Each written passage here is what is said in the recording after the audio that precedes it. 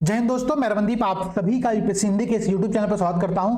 दोस्तों, हम लोग इधर लगातार प्रीलिम्स के लिए जितने इंपॉर्टेंट टॉपिक है उसको एक एक क्लास में कंप्लीट करने का प्रयास कर रहे हैं। ठीक है, अभी देखिएगा तो हमारा एक सबसे इंपॉर्टेंट टॉपिक है जिससे आयोग हर साल प्रश्न पूछता है।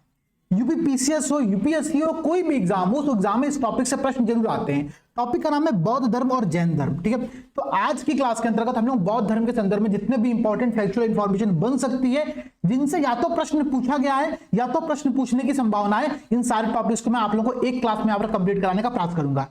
एक बात और समझिएगा, देखिए आप सभी ने पढ़ाई बहुत अच्छे से किया हुआ है, आप लोग पिछले एक वर्ष से तैयारी कर रहे हो, इसका मतलब यह कि आपने इस टॉपिक को पढ़ा हुआ है। अब इंपॉर्टेंट पॉइंट ये कि आप कैसे रिवीजन करते हो।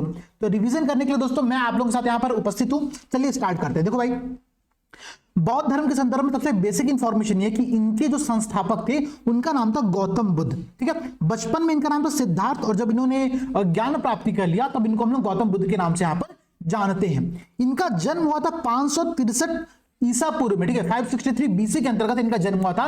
इनका जब जन्म हुआ था तो इनके जो पिता थे वो साक्यगढ़ के प्रधान थे। ठीक है, तो ये साक्य कुल से संबंधित थे। इनकी जो माता थी जिनका नाम था महामाया, वो जो थी आप लोगों की वो कोलीय वंश की थी। और इनकी जो चूंकि इनकी माता जी की मृत्यु बहुत ही जल्दी हो चुकी थी, तो इसके पश्चात इनकी जो मौसी थी, ठीक है, प्रजापति गौतमी जी ने इनका पालन पोषण किया था। और प्रजापति गौतमी ही वो महिला थी जो कि बौद्ध संघ में शामिल होने वाली पहली महिला बनी थी। ठीक है, अपने शिष्य आनंद के कहने पर उन्होंने अपनी मौसी को भी, माता को ही यहां पर पहली महिला के रूप में भिक्षुक के तौर पर स्वीकार किया था। ठीक है, तो एक पॉइंट आप लोग यहां पर ये ध्यान रखिएगा। अब देखो भाई, 29 वर्ष की उम्र में जब इन्होंने अपने गृहस्थ जीवन का त्याग कर दिया था तो इनकी शादी हो चुकी थी। इनकी शादी जब हुई थी, जो इनकी पत्नी थी उनका नाम था यशोधरा, इनका पुत्र जो था उनका नाम था राहुल। ठीक है, गृह त्याग की परंपरा को, ठीक है, बौद्ध धर्म में हम लोग महाविनिष्क्रमण के नाम से जानते हैं। ठीक है, तो कई बार ऐसा भी प्रश्न पूछता कि महाविनिष्क्रमण क्या है, तो महाविनिष्क्रमण क्या है? गृह त्याग की परंपरा होती है। इस बात को भी यहां पर आप लोग ध्यान में रखना। बौद्ध धर्म से संबंधित कुछ महत्वपूर्ण स्थल है, एक बार नोट कर लेना ध्यान से। देखो भाई, लुम्बिनी, तो कपिलवस्तु के निकट लुम्बिनी में इनका जन्म हुआ था। सबसे फेमस प्लेस वहां पर आप लोगों का यही होगा। ठीक है, इन्होंने चूंकि ज्ञान प्राप्ति बोध गया के पास किया था, तो बोध गया इनका ज्ञान प्राप्ति का स्थल है। ठीक है, इस पॉइंट को भी आप लोग नोट कर लेना। ठीक है, अगला पॉइंट देखो भाई, इन्होंने सारनाथ में, ठीक है, वाराणसी के निकट ऋषिपत्तन सारनाथ नामक एक जगह है जहां पर इन्होंने पहला उपदेश दिया। तो पहला उपदेश देने की जो परंपरा है इसको हम धर्म चक्र प्रवर्तन के नाम से जानते हैं। ठीक है, धर्म चक्र प्रवर्तन कहते हैं। ध्यान रखना, कई बार प्रश्न एग्जाम में आया कि निम्नलिखित में से किस जगह पर महात्मा बुद्ध ने पहला उपदेश दिया था, और विकल्प में पूछ देगा बनारस, सारनाथ नहीं देगा, तो कंफ्यूज मत होना। बनारस के निकट ऋषिपत्तन सारनाथ नाम की जगह है जहां पर इन्होंने पहली बार उपदेश दिया था। तो इस बात को भी आप लोगों को नोट करना है। ठीक है, धर्म चक्र प्रवर्तन पहले उपदेश देने को कहा जाता है। कुशीनगर में रक्तातिसार नामक बीमारी से ग्रसित होने के पश्चात कुशीनगर में, ठीक है, जो कुशीनारा था उस समय, ठीक है, मल्ल साम्राज्य के अंतर्गत, वहां पर इनकी मृत्यु हो गई थी। इस बात को भी आप लोग यहां पर ध्यान रखना। बुद्ध को ज्ञान प्राप्ति के बाद से ही हम लोग बुद्ध के नाम से जानते हैं। ठीक है, बुद्ध, तथागत या फिर शाक्य मुनि, चूंकि ये शाक्य वंश से थे तो इनको हम शाक्य मुनि भी यहां पर कहते हैं। ये कुछ पॉइंट हो गए भाई। अब देखो, बौद्ध धर्म के संदर्भ में कुछ इंपॉर्टेंट पॉइंट आप देख सकते हो कि भाई इन्होंने 4 आर्य सत्य की बात कहा था कि दुख, दुख का कारण, दुख का निवारण, जो पूरे कॉन्सेप्ट है उसके बारे में इन्होंने बताया था। फिर इन्होंने अष्टांगिक मार्ग भी दिया था। अष्टांगिक मार्ग से मेरा मतलब ये होता है कि 8 मार्ग इन्होंने बताए थे जिसको हम मध्यम मार्ग भी कहते हैं। ठीक है, तो मध्यम मार्ग या अष्टांगिक मार्ग जो है वो बौद्ध धर्म से संबंधित है, इसको भी नोट कर लेना। ये पूरा बौद्ध धर्म जो है ये ईश्वर में विश्वास नहीं रखता है। ठीक है, साथ ही साथ ये चूंकि ईश्वर में विश्वास नहीं रखते तो इनमें से बहुत सारे ऐसे संप्रदाय होंगे इनके अंतर्गत जो कि मूर्ति पूजा में विश्वास नहीं करेंगे। लेकिन अब ध्यान देना, जो बुद्ध थे, बौद्ध धर्म था पूरा, बौद्ध धर्म कई संप्रदायों में आगे चलकर डिवाइड होता है। अब यहाँ पर देखोगे सबसे पहला जो डिवीजन बेहद फेमस डिवीजन रहा था, ठीक है, हीनयान और महायान, इसको हम लोग कहते हैं।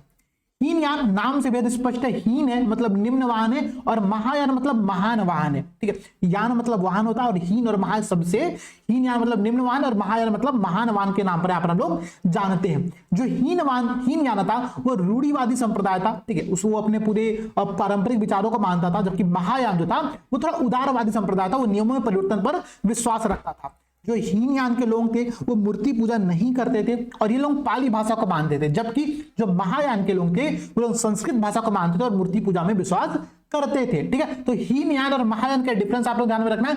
इसी के अलावा देखो भाई, यही हीनयान आगे चल करके थेरवाद में डिवाइड होता है। थेरवाद क्या है? तो थेरवाद हीनयान का एक उप संप्रदाय माना जाता है, और कई बार एग्जाम में प्रश्न पूछता है कि थेरवाद निम्नलिखित में से किस धर्म से संबंधित है, और 4 विकल्प दे देगा, बौद्ध, जैन, शैव और वैष्णव। तो इसका आंसर क्या होगा? थेरवाद आप लोगों का बौद्ध धर्म से संबंधित है, हीनयान का एक उप संप्रदाय है। इसी प्रकार से महायान का एक उप संप्रदाय आप लोगों का था वज्रयान, जो कि बुद्ध धर्म की तांत्रिक शाखा थी। ठीक है, ये लोग तंत्र मंत्र में भरोसा करते थे। इनकी जो मुख्य आराध्य देवी थी उनका नाम था तारा। ठीक है, तो तारा देवी आप लोगों की वज्रयान से संबंधित है। इस बात पॉइंट को भी आप लोग देख सकते हो। अगला देखो भाई, बौद्ध धर्म में 4 प्रमुख संगीतियां हुई थी। वो चारों प्रमुख संगीतियां बेहद इंपॉर्टेंट है।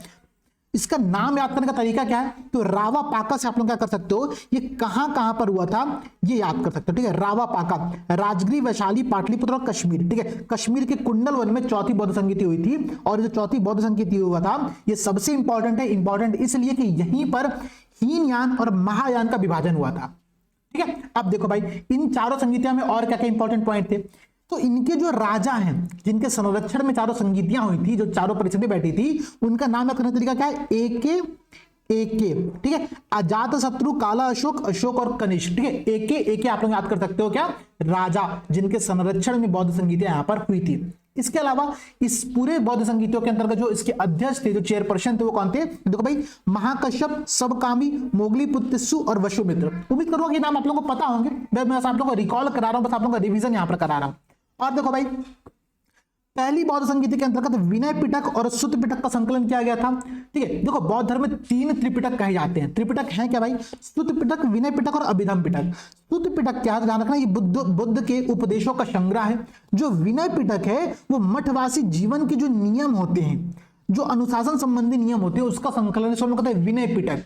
और अभिधम पिटक जो है बौद्ध धर्म के दर्शन की बात करता है। ठीक है, फिलॉसफी ऑफ द बौद्ध धर्म जो होता है वो अभिधम पिटक के अंतर्गत लिखा गया है। तो सुत्त पिटक, विनय पिटक और अभिधम पिटक जो त्रिपिटक है, ये बौद्ध धर्म के प्रमुख साहित्य हैं। इनका संकलन कब कब हुआ एक बार देख लेना। पहली बौद्ध संगीति, अच्छा एक पॉइंट और ध्यान रखना, ये जो चारों बौद्ध संगीतियां हैं ये महात्मा बुद्ध जी के पश्चात हुआ था। ठीक है, महात्मा बुद्ध जी के जीवन के पश्चात चारों बौद्ध संगीतियां किया गया था। और ये चारों बौद्ध संगीति में इंपॉर्टेंट पॉइंट है कि जो पहली बौद्ध संगीति हुई थी उसमें विनय पिटक और सुत्त पिटक का संकलन किया गया था। जो आप लोगों का सेकंड बौद्ध संगीति थी, यहां पर आपको महासांगिक और स्थाविरवाद में डिवीजन देखने को मिलता है। ठीक है, आपको देखने को मिलता है यहां पर महासांगिक और स्थाविरवाद में डिवीजन देखने को मिलता है। महासांगिक कौन थे, महासांगिक महायान की तरह ही थे। वो समय के साथ अपने नियमों में परिवर्तन पर विश्वास करते थे। और जो आप लोगों के स्थाविरवादी थे वो स्थिर थे, वो रूढ़िवादी थे, वो नियमों में परिवर्तन पर भरोसा नहीं रखते थे, वो पारंपरिक नियमों को ही पालन करने पर भरोसा रखते थे। ठीक है, तो महासांगिक और स्थविरवाद का जो विभाजन है वो सेकंड बौद्ध संगीति में हुआ था। थर्ड बौद्ध संगीति में आप लोगों की तीसरी त्रिपिटक का जो साहित्य था, जिसे अभिधम पिटक जिसको हम कहते हैं। अभिधम पिटक क्या था, तो बौद्ध धर्म का दर्शन शास्त्र था। तो अभिधम पिटक की रचना थर्ड बौद्ध संगीति के अंतर्गत हुआ था। इस पॉइंट को भी नोट कर लेना। अब देखो भाई, इसके अलावा यहां पर जो कुछ इंपॉर्टेंट पॉइंट बचते हैं, जैसे कि आप देखोगे तो बौद्ध धर्म के अंतर्गत 3 रत्न कहे जाते हैं, त्रिरत्न कहे जाते हैं। कौन से त्रिरत्न होते हैं भाई, तो बुद्धम शरणम गच्छामि, धम्मम शरणम गच्छामि, संघम शरणम गच्छामि। ठीक है, तो बुद्ध, धम्म और संघ ये 3 बौद्ध धर्म के प्रमुख त्रिपिटक कहे जाते हैं।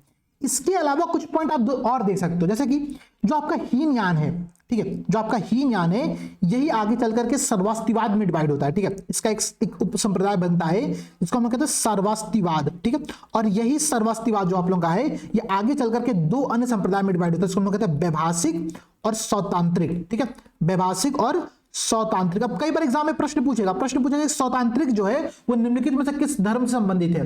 आप कंफ्यूज रहोगे सर बौद्ध है, जैन है, शैव है, वैष्णव है, कौन सा धर्म है। ठीक है, तो वैभाषिक और सौतांत्रिक जो है ये सर्वस्तिवाद का पार्ट है। सर्वस्तिवाद जो है वो हीनयान का एक अगला पार्ट था। ठीक है, इसी प्रकार से महायान का जो अगला पार्ट था उसको हम लोग 2 पार्ट में फिर से डिवाइड करते हैं। उसको हम कहते हैं शून्यवाद। ठीक है, आपने इसका नाम सुना होगा शून्यवाद, जिसको हम लोग माध्यमिक मार्ग भी कहते हैं।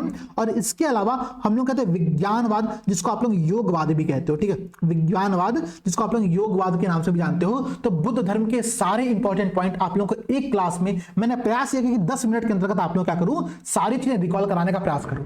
एक बात का ध्यान और रखना, बौद्ध धर्म में जो आगे आने वाले बौद्ध होंगे, भावी बुद्ध जिनका जन्म अभी होने वाला है, उनको हम लोग मैत्रेय नाम से जानते हैं। ठीक है, मैत्रेय जो है वो भावी बौद्ध इनको कहा जाता है। तो बुद्ध धर्म के संदर्भ में कुछ प्रमुख पॉइंट्स थे। मैं उम्मीद करता हूं कि सारे पॉइंट्स आपने पहले भी पढ़े होंगे। इस क्लास के अंतर्गत आप लोगों का रिवीजन हो गया होगा। ठीक है, तो ऐसे ही बेस्ट रिवीजन करने के लिए आप लोग चाहो तो यूपीएससी हिंदी के प्री टाइम बैच से जुड़ सकते हो। ठीक है, यूपीएससी हिंदी का जो प्री टाइम बैच है उसमें हम लोग 120 घंटे के राउंड में क्लासेस ले रहे हैं। और इस क्लासेस के अंतर्गत आप देखोगे दोस्तों तो सारे इंपॉर्टेंट पॉइंट यहाँ पर डिस्कस किए जाते हैं। ठीक है, पूरा सिलेबस कंप्लीट करा जा रहा है, स्टैटिक पोर्शन, करंट अफेयर, सारी चीजें यहाँ पर होंगी। तो इसके साथ ही दोस्तों आज की क्लास यहाँ पर समाप्त करते हैं। ऐसे ही कुछ समरी क्लासेस के अंतर्गत हम लोग अपने टॉपिक्स को रिवाइज यहां पर करते रहेंगे। सभी को जय हिंद, जय भारत।